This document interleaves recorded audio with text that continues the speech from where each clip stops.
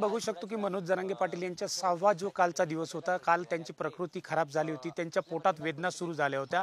त्यानंतर सरकारच्या शिष्टमंडळाने या ठिकाणी येऊन मनोज जरांगे पाटील यांची भेट घेतली होती।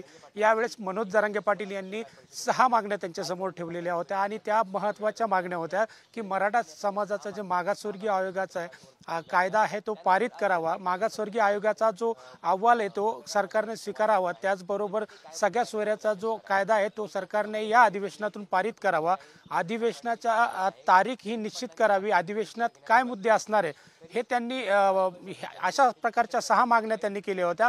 आज मनोज जरांगे पाटील काल शिष्टमंडळाची बैठक झालेली होती, त्या बैठकीवर महत्त्वाची आज पत्रकार परिषद 1 वाजता घेणार आहे। त्यानंतर आपण बघू शकतो की हायकोर्टाच्या सूचनेनंतर मनोज जरांगे पाटील यांनी उपचाराला सुरुवात केलेली आहे। आपण बघू शकतो की त्यानंतर मनोज जरांगे पाटील यांना जिल्हा शल्य चिकित्सक यांच्या प्रमुख देखरेखीखाली काल या ठिकाणी उपचार करण्यात आलेले होते। त्यानंतर आज दुपारी 1 वाजता पत्रकार परिषदेमधून मनोज जरांगे आपली भूमिका काय मांडतात हे पाहणं आता महत्त्वाचं ठरणार आहे।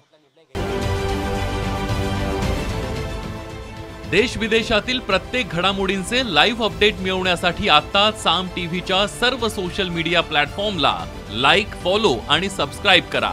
तसंच सर्व नोटिफिकेशनसाठी बेल आयकॉन प्रेस करायला विसरू नका।